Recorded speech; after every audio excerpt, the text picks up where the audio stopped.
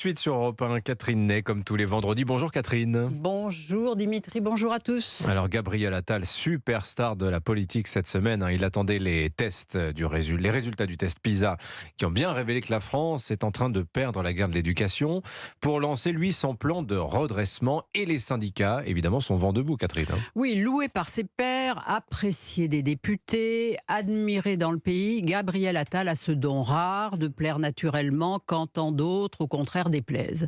Il possède ce je ne sais quel charme que d'autres n'ont pas.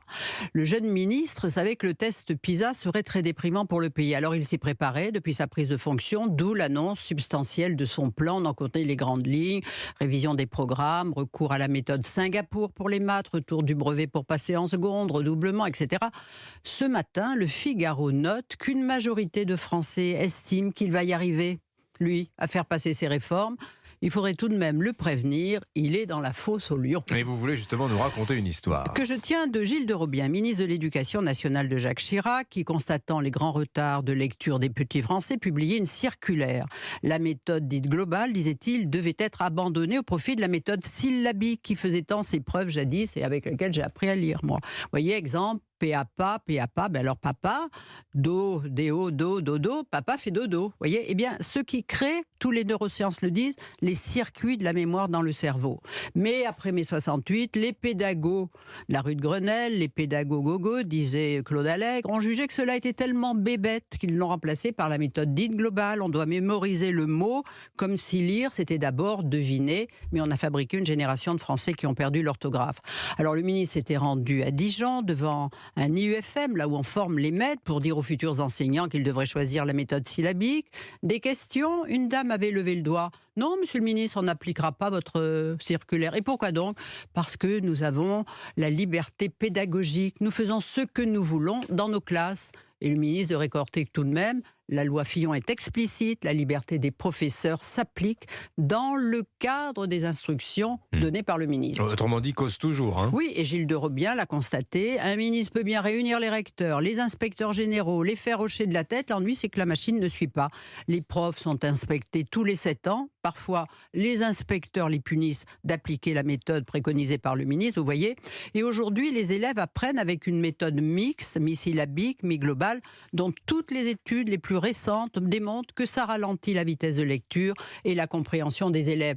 Alors des parents s'inquiètent de leur retard, on leur dit mais il faut emmener l'enfant chez l'orthophoniste, ça ne marche pas, bon, allez voir un psy, et puis ça finit par dire c'est que l'enfant n'est pas bien dans sa famille, vous voyez, on en est là.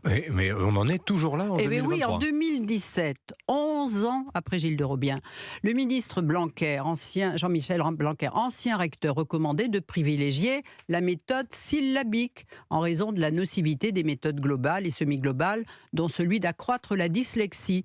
Le niveau dégringola en maths, il disait qu'il allait falloir s'intéresser à la méthode Singapour, celle que préconise justement Gabriel Attal. Et puis Jean-Michel Blanquer, on connaît l'histoire, est remplacé par Papendiaï. Oui, mais à peine arrivé, le ministre à la voix frêle préconise quoi ? De revenir à la dictée, à une pratique de la rédaction manuscrite, à la méthode syllabique à la lecture. Aussitôt, le syndicat majoritaire du primaire se regime contre ce ministre qui reprend toutes les marottes de Blanquer. Et puis quoi, une dictée ? Dictée, ça vous fait penser à quoi ? Dictature, bien sûr. Il est loin le temps où Jules Ferry disait « Lundi matin à 10h, tous les écoliers de France sont en dictée ».